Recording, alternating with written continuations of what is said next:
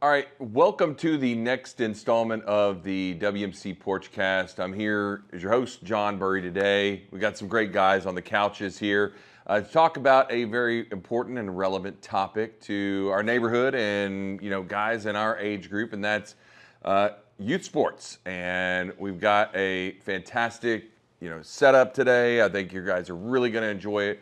We're going to be talking about the value of youth sports, the value of coaching, getting into that. We've got some halftime with the Wilchester Meat Wagon and bringing over some Dove Bites. We're also going to be talking about it's going to be an interesting topic, and that's going to be the club teams, the travel ball, all that sort of things, taking that next level in your youth sports journey. And then finally, we're going to be talking about preventing burnout and injury. We got overtime as well. We got a topic that's going to be a lot of fun. We're going to be talking about talking story, and I think you guys are really going to enjoy it. I want to tease it out a little bit, but for me, this topic has been a really important one over the last 10 plus years, having 4 kids, getting involved in a lot of things, and and by no means am I an expert, but I'm joined with me here are some really good guys who know a lot about the subject as well. So first I want to let Erik introduce himself, and then we'll go around the couches. All right. Good evening, good afternoon. Erik Karasik, proudly been a dad coach it's a profession, right? It's how we do it, a profession. Next Jimbo Fisher. For 10 years now. So hopefully I can share some of my experiences and some of the learnings that I've had, both ups and downs from those experiences with everybody tonight. What all have your kids been in? Let's see, the baseballs. So baseball, softball, swimming, soccer briefly, football, basketball, and nice. now volleyball, which I take no part in coaching. Awesome. Stephen Hogan. All right, I'm Stephen Hogan, and glad to be here tonight. Thanks for having me. And I've been involved in coaching maybe for 8 or 9 years. I have 12-year-old, 9-year-old, and 7-year-old, and they do swim team for Wilchester swim team, and soccer in the fall, and basketball and baseball, and I've coached most of those besides swim, and love sports and love youth sports, and feel like I've learned a lot along the way, and kind of I've gained some knowledge with each kid, so happy to discuss that tonight.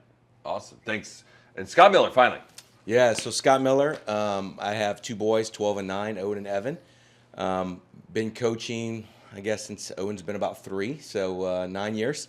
And they play or have played soccer, football. We swam for a bit, but if you know my kids, they're not going to be swimmers. So we cut that a little early, which is probably, I think most people agree, is a good decision. They also play baseball, they play lacrosse, and play basketball. So we run the gambit of guy sports. Nice. And I got 4 kids, a daughter and 3 boys. We've done swimming, volleyball, baseball, softball, basketball. I'm probably missing. We did some taekwondo for a little bit.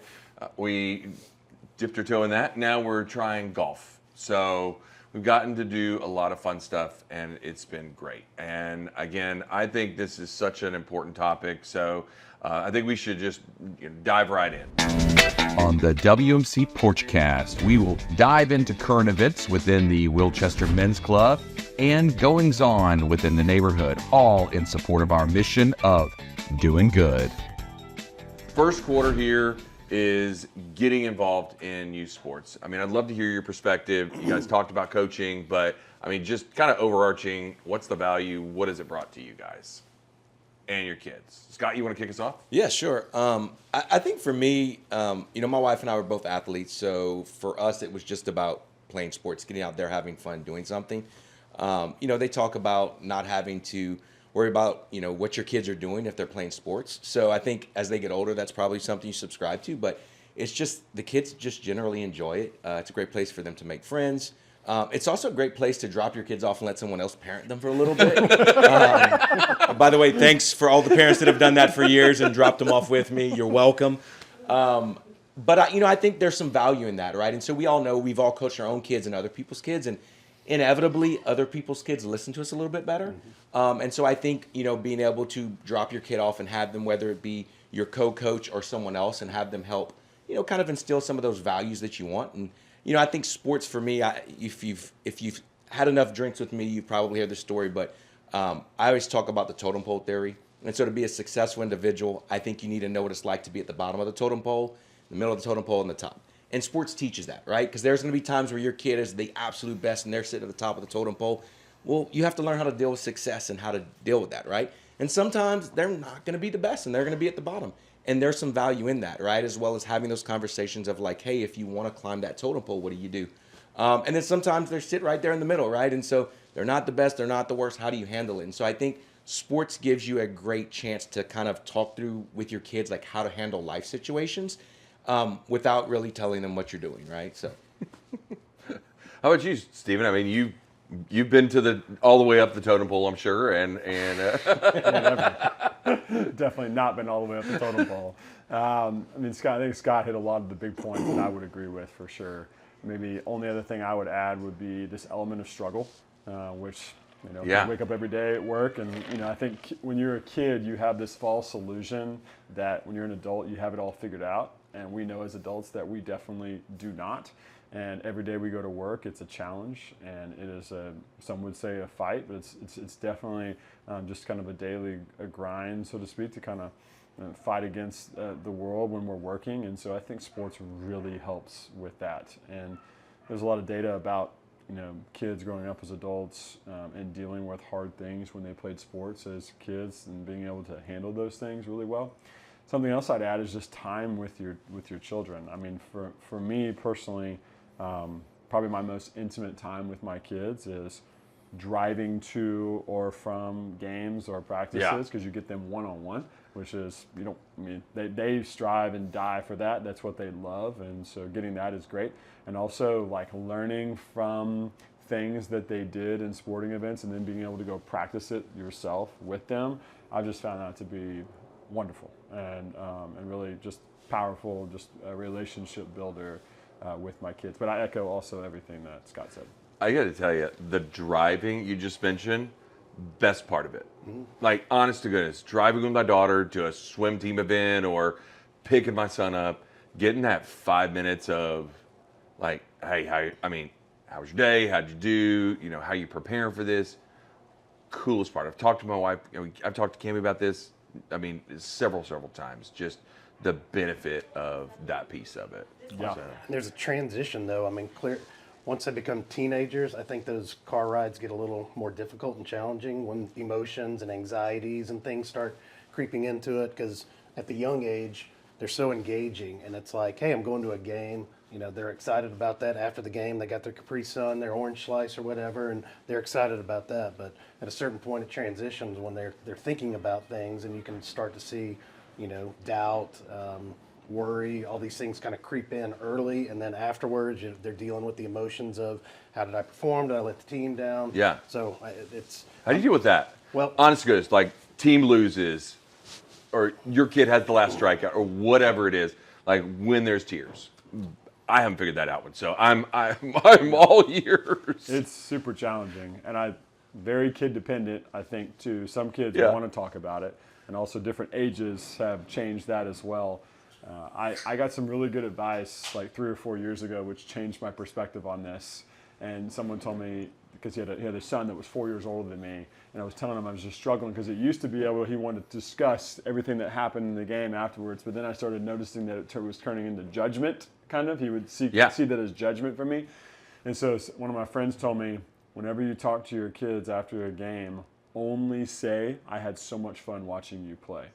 Because if you praise them after a game when they played really, really well, but then you don't praise them when they didn't play well, it's viewed as judgment. So I've been trying to do that the best I can, but it's very hard. It's very challenging. And I think it's also very kid dependent. Yeah, for sure. I think that's right. My two boys are like polar opposites when it comes to that. So, my oldest, they can get smashed in a game. They can lose. Owen, in the moment, like he's in the game, like he's not, he's going to lock in and continue to play. And then the second the game's over, he's like, give me my orange slices, my Capri Sun. And he's just like, hey, what are we having for dinner? What are we going to do next? Can I do this? Whereas my youngest is very much like he wears it on his sleeve. Like, a 1-point loss is like the end of the world to him. And so I think learning your kid, and then I think your advice, and I think we've had that discussion. And then, my father-in-law, in talking to him, he gave me the advice one time where it's like, I'm a coach, right? So I'm always, hey, you could do this. Hey, you know, in that strikeout, did you see this? Did you do this? And so, you know, my father-in-law once told me, he's like, don't do it right after the game, because that's when the emotions are high. So he's like, you know, ride there. And I think we had that conversation. I think you mentioned about like, just say, hey, I really enjoyed. And so I've actually adopted that, where I just like, man, like it was fun watching today. And like, what did you think, you know, and just trying to not kind of do that coaching in that moment and then circle back. It's hard, right? Especially like in my nature, but yeah, you learn as you go, right? I think just like parenting, coaching is the same way with the kids. Yeah. You know, and I think talking about how to get kids and why the value in getting them engaged earlier as opposed to later. I mean, first, you know, I think there's a health aspect to it. I mean, it's a really good activity to get, you know, kids out, moving around. So many technology pulls these days that it's easy to stick your kid in front of an iPad. That's kind of the easy button. It is a more difficult choice as a parent to commit to playing a sport and going to the practice and the structure of that, but it's a great outlet for the kids. I think it's good to get them engaged early. Also, I think, you know, I like playing a lot of different sports and keeping kids active, because it's much easier to learn what you like and what you don't like at an early age, as opposed to trying to figure that out when you've got judging going on. You know, going out and picking up a baseball bat and trying to throw a ball and hit a, you know, 85-mile-an-hour fastball as a 12-year-old, you know, is much more challenging, you know, as that's your first entree to it. So getting exposure to these sports early lets you kind of lets the kids kind of, and you decide what's kind of your speed for this. What do they have the capabilities for, and what are they really drawn to, and what are they getting out of it? So there's a lot of value to getting your kids involved in sports early. You know, I think SBMSA or the Positive Coaching Alliance, all these programs are really dedicated to teach kids how to do things safely, so you don't have to worry about the impacts. You know, is the kid going to wear out his arm throwing a ball because I'm playing t-ball at age 4? Yeah. I don't think those are really the things you have to worry about. The monkey bars at Wilchester are much more dangerous. Hey, the death dome's trap. down. Whatever. Dome's down, man. We're good. They've replaced that thing. down. The dome. Oh my It's God. down. They've replaced that thing with a murder cycle, whatever that thing is. I mean, have you seen that thing? It just swirls them around. No, that's great, because I mean, I got to tell you, it's just great for my family. I mean, you know, even if you got to bring the kids out there, they're sitting with a book or watching their sibling, bring the grandparents out. I mean, I know your father and mom and family comes out to everything, and that's just fantastic. You know, my wife's family, they come in. I mean, it's like they got to hit all the different kids things. So I mean, it's a great way to get them involved and, you know, keep them as part of their lives. So I think it's great. And there's only going to be a certain amount of time. There is. I mean, we've got like this window that is super painful right now, but it's super short. So, And speaking to your point, one other thing I meant to mention earlier of the value of sports is it brings community together, big time. I mean, that's my favorite thing about swim team. You know, swim team, it's like you're in this hot box together, and all the parents just like, let's just like grind this out together. You know, on a Monday night at 5:30, it's 108 degrees. You know, but we have swim team neighbor friends that I see for, you know, 7 straight weeks really strongly, and then I don't see very much throughout the year. It really does bring people together, family, friends. Yeah. So that's what I like that about sports a lot. I didn't have swim team growing up. That's been a great thing about moving to the neighborhood, and I would encourage.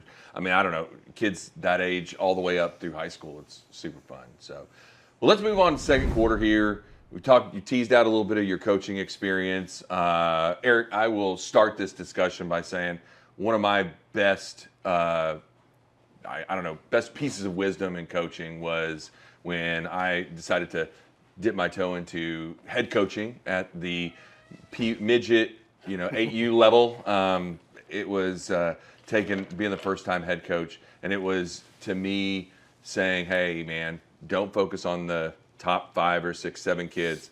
You need to spend time focusing on those bottom, 6, 7 kids, and that's where you need to spend your time.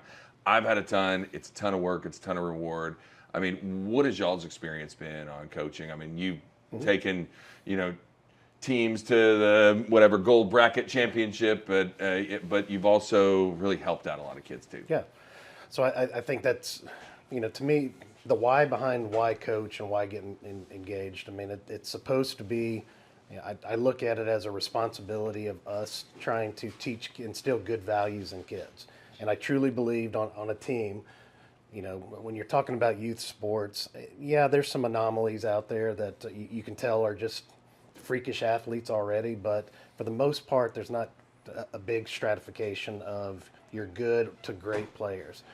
So they're going to be just fine no matter what you do. I think when you pull a team together, there's a lot of kids that are out there because their parents are forcing them to play, whether they may be a scholarship kid and, this is something that their parents are trying to encourage them to do or take advantage of.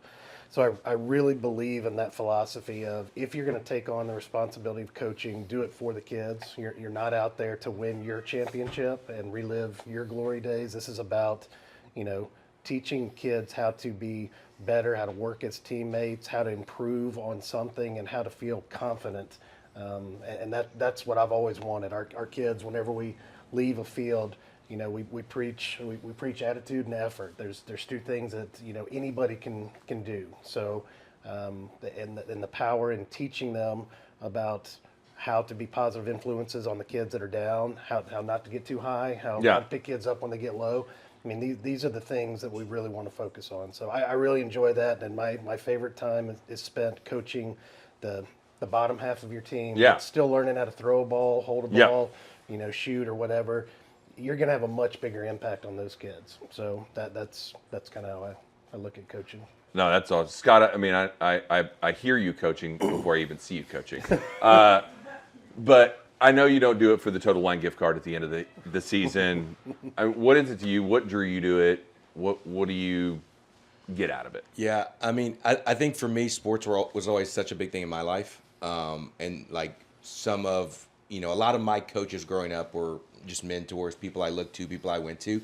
And so I just think it's such a valuable spot when you're trusted with people's kids to be able to do that. And so you said something interesting, which has always been kind of my philosophy, which is like, I attempt to coach the bottom of the roster. And so, whether it be with my oldest son and, I coached a lot with Shane Cupic, and I would tell Shane, hey, like, you take the infield, you take our top hitters, like, you go teach them the skills they need to.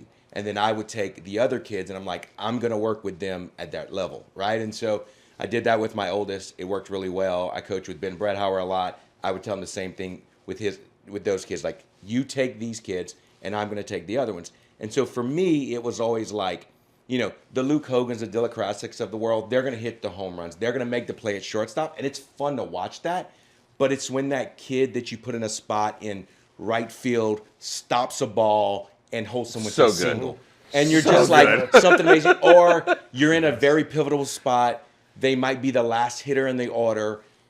Maybe they've not touched the ball all season, and then they put it in play. You come around, it scores a run, you turn the lineup, you win the game, and like, that's huge for them. So for me, like, I like to spend my time doing that, and my bar as a coach is how I can grow them. But what I realized after 1 year of talking to a kid who had really grown a lot during the season, and I went up to him after the season, I was like, I'm super excited for what you did this season, and I can't wait to see what you do next year. And he looked at me in the eye and he said, I think I'm going to play lacrosse next year, not baseball, coach. We were playing baseball. And I said to myself, man, I was like, what did I do wrong? And so the philosophy I use there is like, Never play this again. Yes, can I get them to play again? Yeah. Like, whatever your level is, it's like, can I just get you to not quit, not give up the sport, return? So if it's baseball, sign up next season. If it's basketball, sign up next season. So that's kind of the bar I use is, will my kids, my players, sign up next year? And if they do, then I feel like I've succeeded. If they don't, then I'm like, oh, where did I go wrong? So, What about you, Steven? I mean, you had a lot of coaches, been a coach several times. I mean, what would you say to the dad out there? Because there's always inevitably, hey, we're looking for coaches, we're down coaches. I mean, it's that. And you've been sportsmanship on SBMSA, you've been on board. I mean, what is it that you'd say to those guys to convince them? Well, again, to I reiterate everything that Erik and Scott said. And by the way, I've coached with both of these guys, and they're both fantastic coaches. So if you ever want to hear some great things from both of them, they're both excellent head coaches. I'm a much better assistant coach than I am a head coach, and I'll say that right now. Just personally, I love working with individuals, and I'm better at that. I'm not near as good as the whole field. Both these guys are very good at kind of seeing the whole picture. But I'd say this. I'd say in life, we don't have many opportunities to serve with things that we know a lot about. And I've been given a gift. I played sports growing up, so many different sports, and had wonderful coaches along the way. And I have a little bit of knowledge there. And so I think the places that you can serve the best are where you have some knowledge, and it's just an opportunity to give back to the kids and community. I always get more out of the season than when I think. And I remember like in 6U baseball when Owen and Luke were on the same team, I was too nervous to kind of step in because that was my oldest kid to like go in and head coach the baseball. And then in 8U, we coached together, and I was also nervous to make that time commitment. But as soon as you step in, you realize it's so much better than being in the stands. It's way better for so many reasons. And you get so much more out of it than you think. It's an opportunity to get really close with the parents and with the kids. Also, maybe this is selfish, but I like controlling the sportsmanship scenario. And if I coach, then I know that I can control my team and I can control our parents, and we can set the stage for that. And I enjoy doing that, and it just gives me more joy, more comfort in the season doing that. And Parent wrangling is not talked about enough. I mean, it's huge. It's part of the draft process. When you're evaluating kids, it's not really about the kid's skill level. It's like, what am I going to have to deal with the parent? That's right. That's an extra column, right? It's a real consideration. Look, and I also think choosing your assistant or head coach and y'all knowing that you need to divide and conquer, like somebody needs to be really good at admin and somebody needs to be really good at coaching. Absolutely. No, I mean, that is a ton. And somebody has to have a little fun. I mean, and I got to tell you, I love it when the coaches will do a pie in the face if you get so many hits. I mean, or do a home run derby, or the running the bases. All that stuff is just awesome time. I mean, I think one time I watched you at soccer practice where they were like trying to bean you with soccer balls or something like that. I mean, I don't know. That was every practice. So that one actually wasn't coordinated. They just did that. Yeah. Thanks for reminding me about that. Yeah. It's a good time. I love it. Well, we reached halftime. We're going to bring out the Wilchester Meat Wagon. I think we got some Dove Bites here, courtesy. We're also doing a bourbon tasting. Let's see if we can grab that. And what do we have here? Erik, this is from Erik's private collection of bourbons here. Or rye. Well, this is a rye. Yeah. So it's a Redwood Empire Rocket Top. So this is a straight rye. I like ryes, particularly. It's not for everybody, but this one is more, a little bit on the sweet side. But this is something that's relatively easy to find. This is not a allocated bottle that's hard to get. So you should be able to get in there and find one. Nice. So what do we have here, Austin? Jalapeno Dove Poppers. Jalapeno Dove Poppers. Thank you. Assembled from our Dove on the Tripoli. Oh, the Dove Hunt? Yeah, and then prepared by A-Bears. Are these sustainably harvested? Softly then? Yeah. Might be some BBs in there. There might be. No, this is a great, man. These are fantastic. I may have to get a. A little kick at the end. I might have to get a glass for Scott and I. So we got the Spring Classic going up, guys. So this year we're doing men's club's doing 80s and 90s themed teams. Okay. So we have the Luigi's, which is the team I'm on. We are going. Thank you, sir. God, three finger pour. That's a Wednesday night. It's a snow day. Things have gotten a little blurry. It's a snow day pour. We got the Luigi's, we got the Stormtroopers, a couple of the big marquee matchups, Cobra Kai's versus the Miyagi's. Ooh. We're going to have the Fratellis versus the One-Eyed Willies from Goonies. We got the Magnum PIs, Undertakers. Have to have mustaches there, right? Like, is that a necessity? I think several Luigi's. That's why I'm growing it out. Yeah. I think I'm going mustache. I'm going to encouraging the guys to do it. The Magna PIs. Yeah. I can't wait to see their uniforms. It's going to be good. It's on the 22nd over at Cullen Park. We got how many guys we got signed up, Tim? Over 180. 180 guys, like incredible. 15 teams this year. Yeah. I mean, it's a 16 teams. 16. Is 180 a new record? I think it's 16 teams. It's like 185, 190. I mean, it was, oh yeah, for sure a new record. Yeah, we had, so the way it works, New you're on the format, team. right? Like an NIL. We introduced NIL. There's a transfer portal. It could be. They could Yeah, have after the that. first, this is the first year though, right? So Yeah. maybe next year you can put yourself in the portal. So That's that'd be right. an Yeah, option. you got 2 But you have year to bid on teams. Right. That's right. Yeah. Yeah, I like it. As long as we did captains this year, where you were allowed to, kind of like an opportunity to own a team, be the team owner. You get yourself plus first 2 draft picks. Try to encourage a little parity in the league, and then you also got to pick the team name. So That's awesome. $100. I mean, I think we raised a couple $1,000s from it. So Nice. it was a really good. A lot of fun. I mean, y'all all. So who's the betting favorite? You've seen the teams. Like, who's the betting favorite? I think Stormtroopers are looking pretty good, aren't they? Tim, what are you on? Stormtroopers. The Wet Bandits. Wet Bandits. Nice. How's the uniform coming together? Is it going pretty well? It's going to be shockingly good. Ooh, I can't wait. we're getting the green jerseys, the navy blue. We're using what's the guy for SBMSA? John Big Phillips. John. Oh, Big John. Big John. I emailed him today. I was like, we got to get. What can you do for us? So dark, kind of Luigi blue pants. He didn't really know what Luigi blue is, so I'm Really? kind of working with him He on didn't that. know that. Surprisingly, yellow pinstripes. Okay. Down the side. Okay. We're gonna do either yellow or green socks, and Hats, then though. What are we doing there? it's gonna be a green hat with a big Not L. a baseball hat, though, right? That's up for discussion. We've got some Amazon. Let's We lean got in. options. Hey, let's lean in. Let's Lean lean in. Yeah. And I think 2 we- white batting gloves. 2 white batting gloves. Clearly, yeah. So What's the location this year? Is it the same as last year? yeah, over at Cullen Park. Cullen So we're gonna have. I mean, it's a great day. It is, but it's exhausting. I mean, it is just. It'll get you. So it's gonna be fine on the. What's the 26th. over/under on hamstring pulls? So let's see. How many people do we have? 180.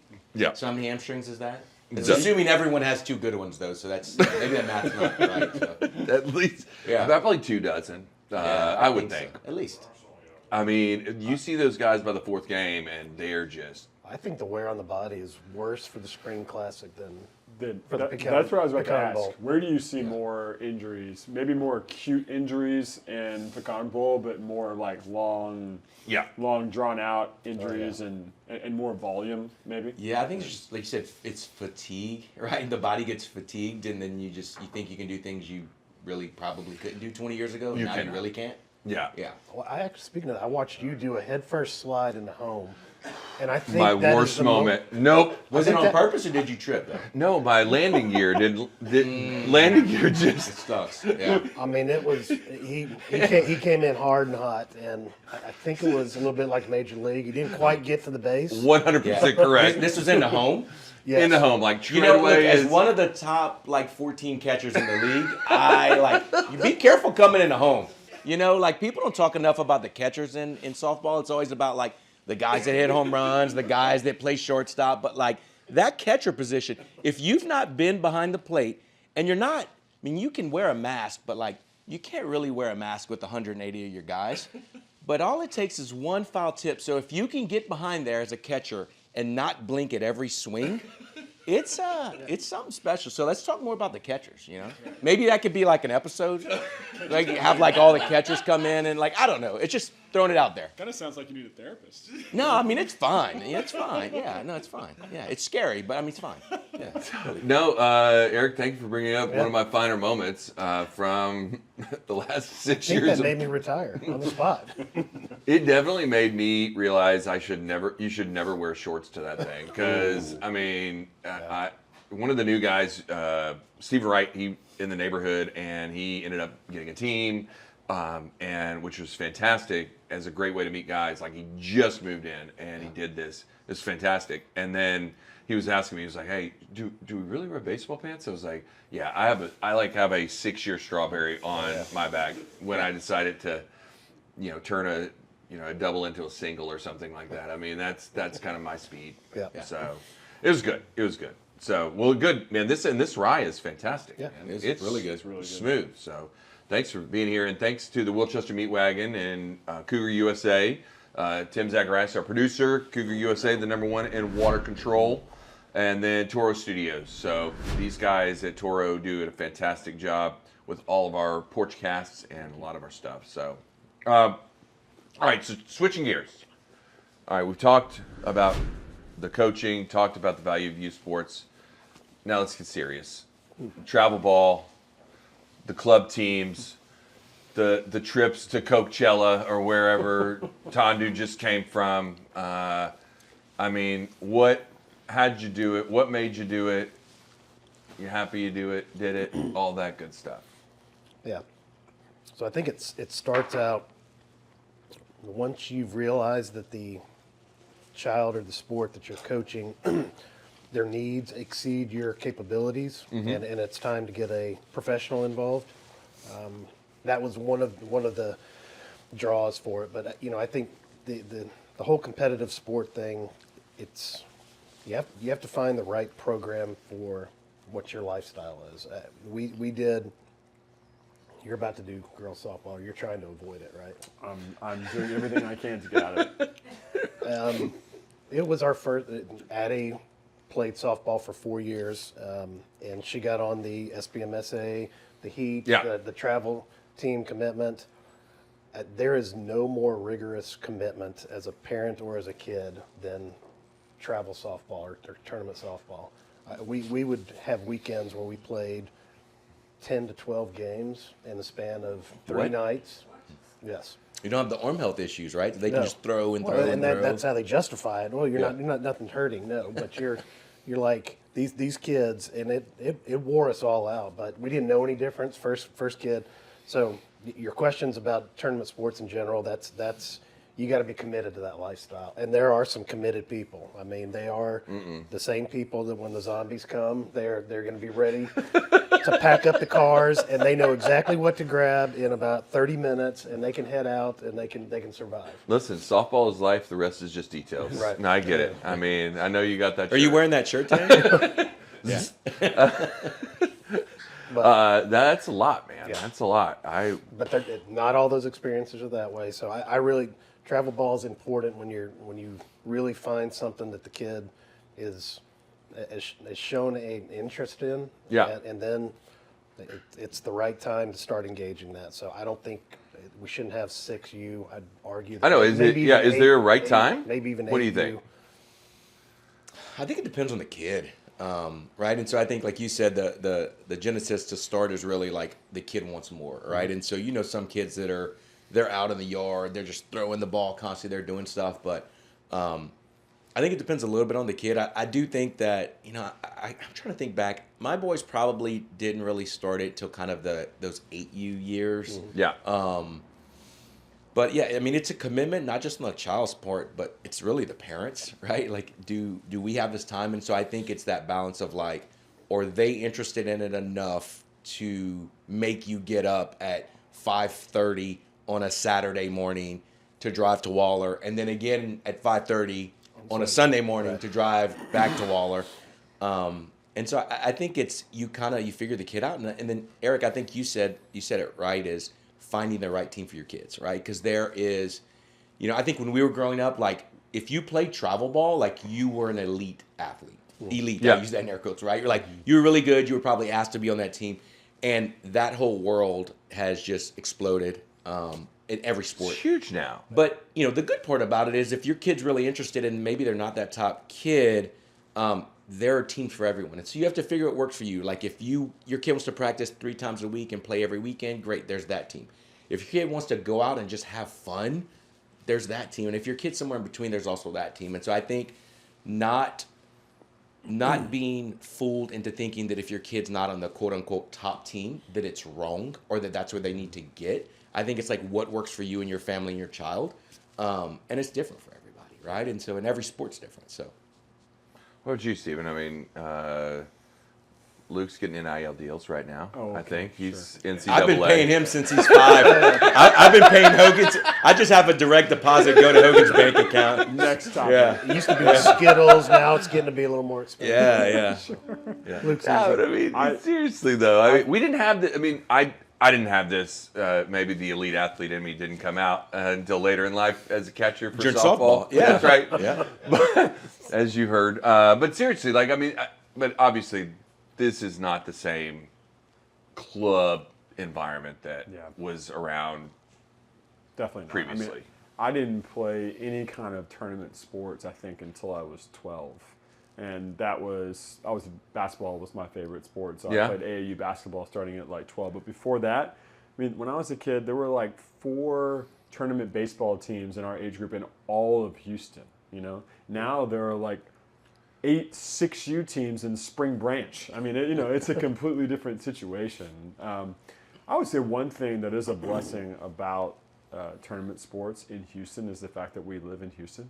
And so travel ball for us means a lot different. Yeah. It's a lot different than you living in like South Texas, you know, or you living Right, in, right.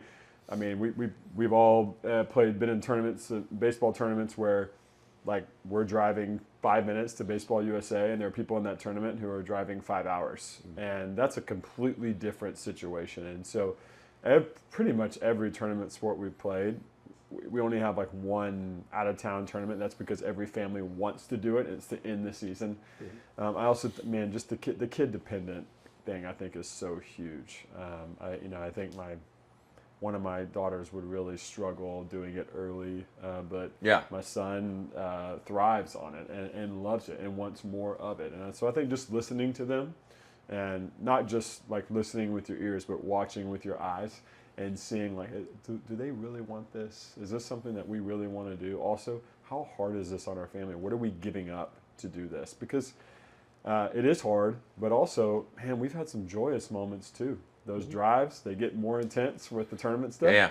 And the relationships get more intense too. And we've made some incredible relationships with families with tournament sports. And so I think that the bad can be bad, but the good can be awesome. And you just have to be careful. That is. Well, our club experience is with our daughter who's in competitive swim, and she swims over at Dad's Club, which, again, super blessed that we are 5-8 minutes down the road. We got the natatorium over here, and there's some long days, but it really has helped her in her transition to high school, actually. Like, that's where she was a really good swimmer. That got her to a point where she got to engage with upperclassmen, and now she's got new friend group through this club system. It's allowed her to transition that to high school, and I mean, it's really pretty clear that the best swimmers there at the high school level are the ones playing the club ball as well. And so we're trying to balance that with the boys and looking for some opportunities. So I mean, it's a huge commitment, but those mornings she gets up at 5 a.m. or stays late or does double swims. I mean, that is man, you want to talk about character building. I mean, that is just, it's a lot. And I think that's good for the kids. Yeah. So. And I think you made a good point. You talked about like her transition to high school. Like our boys are transitioning to middle school this year, right? And so that's the unique aspect of most of those club teams is like when we play rec sports, for a long portion, you're with your neighborhood folks. They know them. They go to school with them. That's actually really cool. I like it. But when you start playing on these club teams, you meet different kids. And so personally for my son, his transition to Memorial Middle was awesome. Like he was looking forward to it. He was super stoked. because all these kids he's played against or played Yeah. with, now he gets to go to school with them, right? And so like that part was really cool for him, and it made the transition easy. And then now you're walking out, and we're at the football field, and there's kids walking, and they're like, "Hey, Owen," I'm like, "Who is that?" And they're like, "Oh, it's someone I go to school with." I'm like, "I thought I knew all the kids you like play sports with." Yeah. And so that, I think, helping that transition, and then I think too, like when your kids are in that level, making that transition as well, it kind of builds some like credibility, as you said, with like the older kids. And so they're like, "Oh, hey, this kid's pretty good athlete. Like let's put him under our wing." And I think there's some value in that as well, to help in those transitions, because those are big times, right? 6th grade, 9th grade, Yeah. that transition time. And so I think when you've played against these kids, right, because they play the year above them and the year below them in a lot of sports, it broadens the spectrum of people you know. Yeah, that's awesome. Well, along with going the club route is the issue of burnout. And I want to go to the fourth quarter here with preventing burnout and even worse, injury. I mean, that's the number one thing that keeps me up at night is, throwing 80 pitches or, blowing out a hamstring. I mean, you see the statistics, and I mean, I'd love to get y'all's thoughts on this, because I don't know. I don't want to have my son come up or my daughter and say, "I hate this sport. I hate," those 3 words would just be terrible. So I would love to hear y'all's perspective on this. Yeah. So, I think Stephen said something important, which is you got to listen to your kid also. And maybe it's an observation as well. You got to be able to see how they're reacting to things. But you want them to want to enjoy what they're doing, okay? Whether Paige is getting up, to go to her 5:30 swim, Yeah. because she wants to, and you're not dragging her out of bed. That's showing that obviously she's still committed and engaged to it. I think you can see when the burnout's coming, and I think I was guilty of it with Addie in softball. She wasn't going to be a professional softball player. That was a pretty rigorous first sport to really indoctrinate her on sports, and thankfully she's kind of developed beyond that and got involved with still club sports, but volleyball, something more her speed, something that makes more sense. Dylan's completely different. He wants the competitiveness of Yeah. club sports, which is good, but you can't play them all at a high level. And I'm saying high level being 12 years old. You can't play year round 2 or 3 sports and really be able to give and expect that a 12-year-old is going to want to do all Yeah. those things. So you got to read the tea leaves. I'm not as concerned about injuries. I think you can be smart, but there's a lot worse things to worry about than a kid throwing his arm out. And I think there's enough rules in place that kind of prevent It that. seems like it. I mean, it seems like people are aware of it now. Yeah. But Nolan Ryan didn't worry about that growing up. He was wrestling cattle. I mean, he was.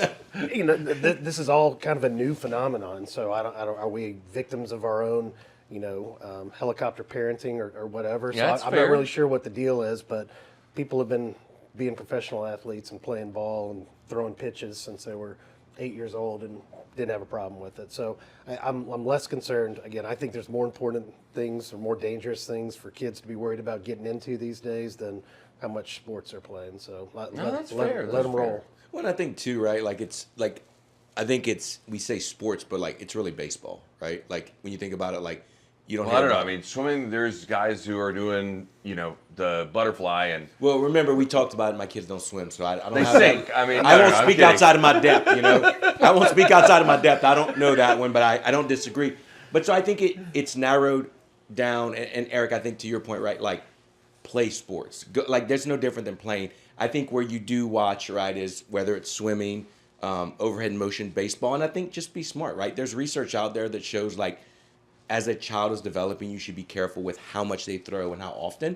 And that's where we as parents have to step in. Like sometimes our kids Yeah. might be the stud pitcher and the stud catcher. And I think you look at it and you say like, hey, how are they responding? Some kids can just go in there and just pound it. And some kids you see the wear. And I think it's being comfortable enough stepping up to the coach and saying like, hey, listen. Yeah, are you okay with that? I mean, Hey, when they try to, a coach trying to pitch him too much. I mean, are you okay with stepping in and saying, "Whoa, hey"?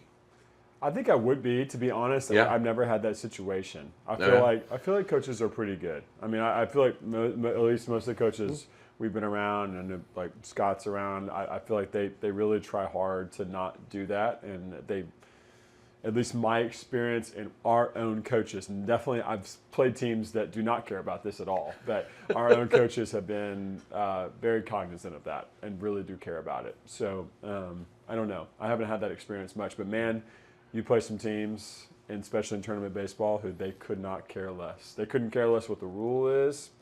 Not even necessarily, I mean, for the kid that's negative too, but also just breaking the rules of the tournament because no one holds them accountable. So there's definitely a lot of it, but I haven't had that personal experience. Yeah, and I think on the burnout part, it's really reading the kid. Like, do they want to go do this? And like sometimes, look, they're not gonna want to go do certain things, and you have to nudge them along. But I mean, if you're every time you bring them to insert sport here, basketball, football, whatever, you're dragging them out of the house. At some point, I think you probably should look at it and say, like, is it time to try something else? Because there's a ton of things, right? And so it's like, hey, we're not going to do this. Let's try this. And so I think reading the kid, and then I think just not forcing them on a lot of that stuff, right? Like, my oldest is 12, right? So 6th grade. So he's starting to get at that spot where, like, you now have to determine if this is important to you, and you're going to work on your own. When they're 8 and 6, like, you have some kids who go out, like, my oldest, he never practiced by himself. Wouldn't do it. My youngest will go out with a bat, hit a tree all day long, throw the ball back and forth. So they're different. So I think at that age, it doesn't really matter. Just like if they like to do it, great. If they don't force them. They're going to get to an age and you'll start seeing it. And I think, at least for me, I think it's probably, late 5th, early 6th grade where it's like, look, if you want to do this, kids are now starting to grow, they're maturing, and you can't just rely on natural skill unless you just have some crazy elite athlete. It's about work. And so if they're going to put in the work, they can continue playing. If they're not, they're not going to. And so I think you kind of let them get to that spot. And that's how you kind of, at least from my perspective, how we try to prevent burnout at our house. It's like, now we're ready, awesome, so let's man. go hit it, I love that. I mean, you got two different kids. They're not going to be the same, and you got to recognize that. And you just got to. I mean, again, being a coach at home. I mean, that's huge. So, man, that was great. I love it, but I really want to get to overtime. Because we're going to talk about your craziest parent story. So. We are so good in this neighborhood of crazy parents. I mean, we excel at crazy parent stories. So I don't know who wants to start, but the floor is open. I don't know, Scott. Before the show, Stephen was telling me I wouldn't let you reveal it. I got to hear it. So I mean, I was thinking about this before. You can keep the names out of it. Oh, I will. They weren't the crazy people, the people in our neighborhood. But, unfortunately, I have a few of these. This is one that sticks in my head the most, probably because it involved the most people. But we were playing, so speaking of just high-level sports, we talked about that earlier with elite athletes. So we were playing that level of sport. It was 6U soccer. And so, we had just... lot on the line. Yeah, like our kids were going 5 days a week. We were doing before school, after school. Two-a-days, real? I mean, you got to do sure. it two-a-days, For 6U sure. soccer. I mean, if you don't get them started early, you can't burn them out, right? That's right. So, we were doing it. We had a pretty good squad. And some future Hall of Famers, I'm sure. Clearly. And so we're in a very hotly contested first-round playoff game. Right. Okay. So, if you don't win playoffs, a playoff game as a six-year-old, you can't be successful in life. We all know that. And so there had been some bad weather. I was partnered with someone that knows the sport. I know nothing about soccer. So my buddy Josh Monarco was our head coach. And so, he looks up and he's like, hey, listen, it's raining. We've had some lightning delays. Like, they'll call the game at the end of the third quarter. If we have another one, so let's just load our lineup in the third quarter. So we it's tied at that point. We go up by 1. There's a ton of tension. And we have a kid on our team who, pretty good kid, good player, not really the kid that's going to give you a lot of crap, not the kid that people are necessarily always complaining about, and not a kid that brings tears, right? And so we play. The refs call the game in the third quarter. The other team, they lose their mind. The coaches absolutely lose their mind because they don't know the rules. Neither did I, to be fair. And so they lose their mind, and they are like yelling at the ref about can't do this, won't do this, all this stuff. And so I see the kid come over, and mind you, we've just won, and he's crying. And I'm like, this kid doesn't cry. He hasn't cried all season.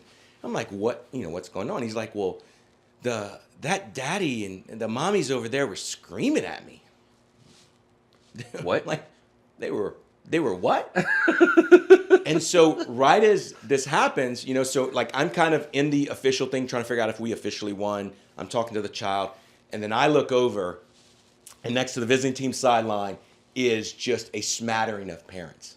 So what had happened was, I guess our kid during the game had, they thought was pushing a little bit too much.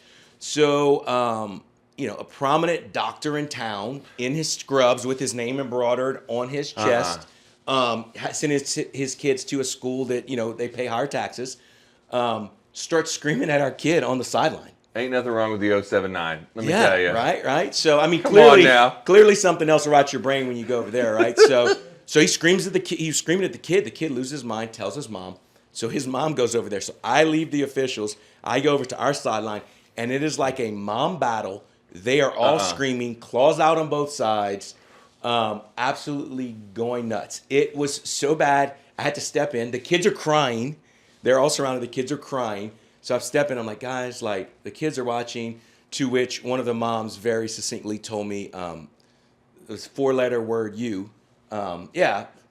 Because this is important to like have this argument instead of like bring your kids home. And I actually had to escort that mom and her child to their car because unfortunately her husband was out of town, and they were afraid that they were going to go after her in the parking lot. So I mean, great story, a lot of great people involved. We were also told to go back to our, and I quote, white trash Wilchester house. Yeah, so it was that was one of those top 5 type stories. Yeah, That's up there. You got something that beats that, Steven? No, I don't think so. Come on, man. I mean, I think a couple of times I've been involved in tournament baseball where I don't know, and some people may not even view this as bad, but where a coach knows the time limit, and they're doing everything in their power. Like they've got the lead and they don't want the inning to turn over, so you get a chance to come and try to retake the lead. And they're sitting there and they'll do things like call timeout. We were involved in one game. I know you were there because Dylan and Luke were there, and the coach went over and spent 5 to 6 minutes tying a kid's shoe who was at bat trying to let the play run out. And I'm just like, man, like the kid, they're not dumb. They're 11 years old. Like they know what's happening. So what are you teaching that child to do? Like, hey, we win at all costs. Like that's all that matters, And so, I mean, but as a coach, I mean, this episode's about coaching. Having a shoe tied and double knotted is important. That's one of my pet peeves. So I don't know if we're seeing eye to eye on that one, Steven. Fine. But. He actually untied the shoe to retie. Oh, okay. Well, you never untie. It was egregious. Yeah, no, I'm with you then. I'm totally with you. So that kind of stuff just That's really shenanigans. Yeah. That's really. And I probably got 15 things like that of just like I think coaches stepping in and just the worst sportsmanship imaginable, just trying to win the game. Wow. So, yeah. Oh man, Eric, what do you have? You got It's any memorable, crazy? It's hard to top that. I think rather it's not even funny or this is just kind of a caution. There's a time and a place for everything. So in a similar fashion, this is 8, 9U girls softball. Parents are coaching this. Dad's coaching, and there's this one particular guy that enjoys coaching. I don't know why, because he seems to hate everything about the sport, his poor daughter's capabilities, the team's effort. But he would have a Tommy Lasorda type meltdown in every single game. Like he had more expulsions from the field than he actually completions of finishing the game. And this is not somebody in our neighborhood.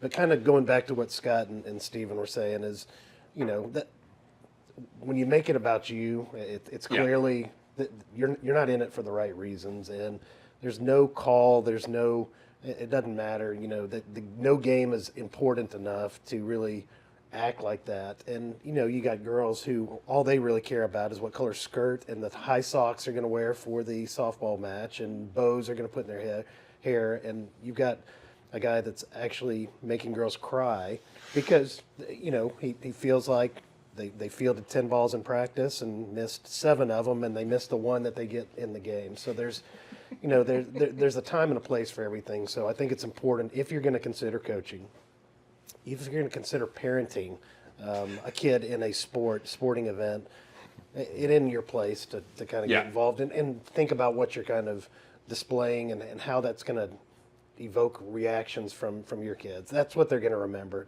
They're really not going to remember if they won or lost that game. They're going to remember the player, the parent that got thrown out of a game and embarrassed them for all of eternity. You know, that's the part that. Yeah, that is tough. not So, good. Not a funny story, but just a cautionary tale. No, it is for sure. Well, I'm going to leave you all with a funny story on craziest parent, because craziest parent story. So we got this kid. That was the year that I was head coaching my son Brooks. We were the Grizzlies. We made it to the. We were on the cusp of making it to the bronze bracket in baseball. Anyway, so there's this kid, and he garnered the name Animal. Okay, and this kid, and so he was a great kid, and it loves baseball, loves the sport. I'm so glad to see he's still playing it. And but we'd tell him when we were doing the coach pitch, we were like, get mad at it, get mad, and he'd make these faces, just crazy faces, and so we started. He got the nickname Animal, and so.